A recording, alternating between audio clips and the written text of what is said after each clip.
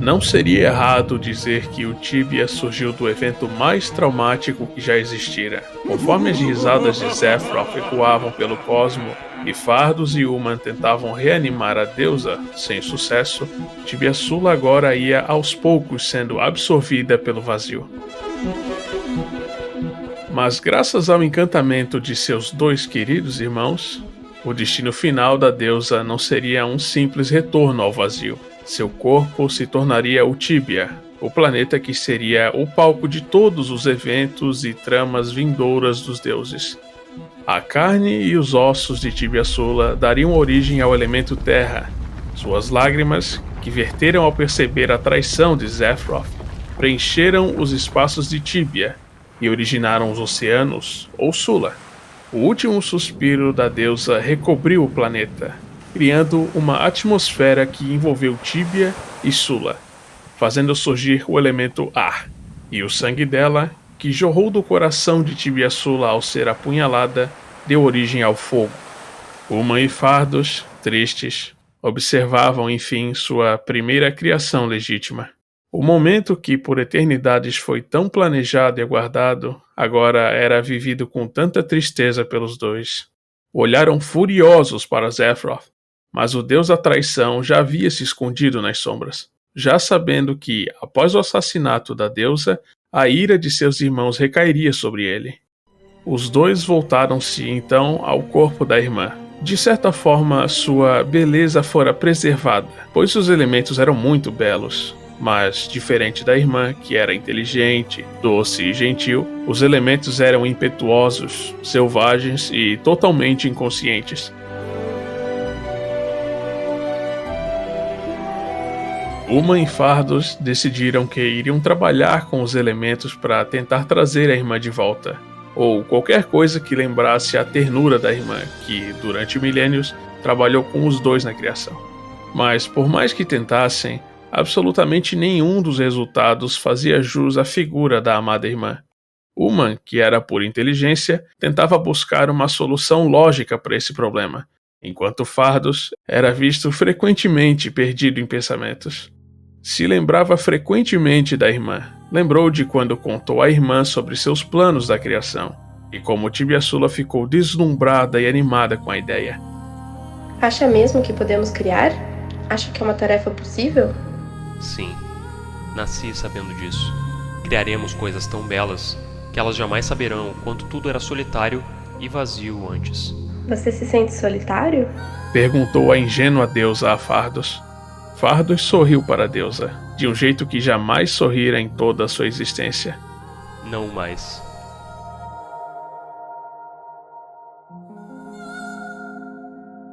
E ao longo do tempo, ele e Tibiaçula tentaram criar. Fardos ainda estava abalado com as risadas de Sephiroth, e suas tentativas de criação estavam envenenadas com ideias de que tudo aquilo era em vão. Mas quando olhava para Tibiaçula, via uma verdadeira felicidade em criar. E via algo nos olhos dela. Algo que sempre intrigou Fardos, mas que por milênios ele nunca soube o que era. Mas um dia, enquanto Uman tentava resolver esse complexo enigma para remontar a antiga irmã, Fardos viu algo naquele pequeno planeta. Viu fogo, e no fogo viu a pura alegria de Tibiaçula.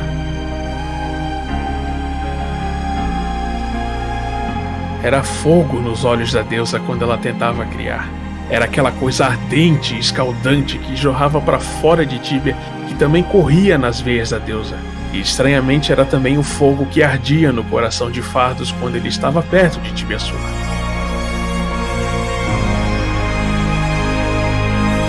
Sem nem ao menos refletir sobre, se arremessou ao fogo, para fundir-se aquela sensação quase que esquecida e que agora fora finalmente encontrada.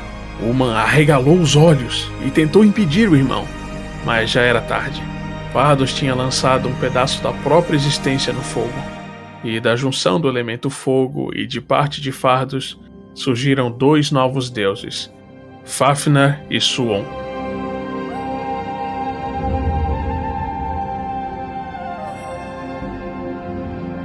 Uma mudou seu semblante de preocupação para deslumbre quando viu o nascimento de 2 novos deuses. O irmão agora era como ele, existia como uma parte de um todo. Se dividira em mais de um. Assim como existia uma divisão em Uma e Sephiroth, agora Fardos também existia como Fafnir e Suon. Fafnir e Suon ganharam consciência própria, conheceram Fardos e Uma e tomaram seu papel junto à criação.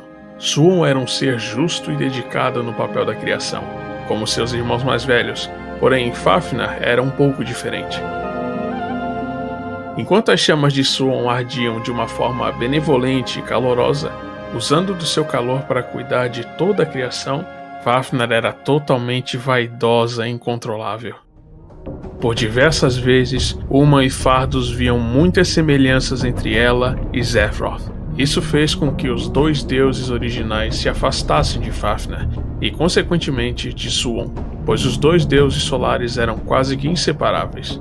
Orbitavam o planeta de Tibia e seriam conhecidos como os 2 sóis tibianos. Uma ficou fascinado com a criação de Fardos e percebeu que em cada elemento havia uma semente de existência, pronta para florescer. Essas sementes poderiam talvez florescer em milhares de anos, criando novos seres. Mas quando os deuses colocavam fragmentos de suas almas nos elementos, esse florescimento era acelerado. Uma decidiu que seria a sua vez de tentar, e uniu parte de sua alma ao elemento terra, criando o deus Crunor. Crunor herdou toda a sabedoria do irmão mais velho, mas sem a conexão com o sinistro Sephiroth. Crunor era um ser inteiramente benevolente. Assim como Fafnir, Crunor também amava sua própria forma, mas diferente da prima, que era vaidosa e egocêntrica, Crunor era um deus modesto e sábio.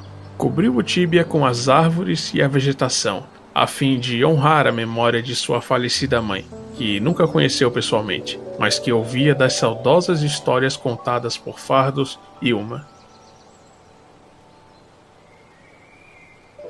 Fardos, agora que tinha descoberto o segredo para toda a criação, mergulhou novamente sua alma em mais um elemento, o ar. Da junção do ar com Fardos, nasceu Nornor, o deus etéreo do destino. Nornor herdou a melancolia do último suspiro de Tibiaçula, pois, desde o seu nascimento, era extremamente infeliz por possuir um corpo etéreo. Olhava para seus irmãos e não conseguia disfarçar o desejo de, assim como eles, possuir um corpo físico. Pediu ajuda a seu primo Crunor, querendo que ele descobrisse um jeito de conseguir um corpo físico. Crunor era sábio e disse que não havia forma de mudar o aspecto de Nornor de um jeito tão drástico. Mas, ao invés disso, sugeriu ao irmão criar seres para fazer companhia ao deus etéreo. Nornor criou então as primeiras criaturas não deuses de todo Tibia, as aranhas. Elas teciam teias que não só lembravam a forma física de Nornor, como também abriam caminho até os céus, onde conseguiam alcançar seu criador e faziam companhia ao deus do ar. Uma não se esqueceu do plano original de tentar trazer Tibiaçula de volta, mesmo que fosse apenas um fragmento dela. Mesmo com tantos outros deuses que agora faziam sua parte para preencher o Tibia com as mais diversas criações, Uma ainda sentia aquele doloroso vazio que a irmã havia deixado em seu coração. Uma mergulhou em Sula, fazendo a última fusão elemental da história. E de Sula emergiu a mais majestosa deusa da nova geração, Bastet. Bastet era absolutamente deslumbrante, e todos os outros deuses observaram-na incrédulos, tamanha era sua beleza. Apenas Uma e Fardos pareciam tristes em vê-la. Ela lembrava sim a figura de Tibiaçula, mas, apesar de também ser meiga e doce, simplesmente não era a irmã deles, que ajudou durante tantos milênios no trabalho da criação. Mas de todos os observadores, um deles simplesmente não aturava a beleza de Bastet. Fafnir era muito vaidosa e invejosa, e num surto de loucura, desferiu um golpe certeiro com suas garras flamejantes contra o rosto da bela Bastet. Os outros deuses separaram as duas.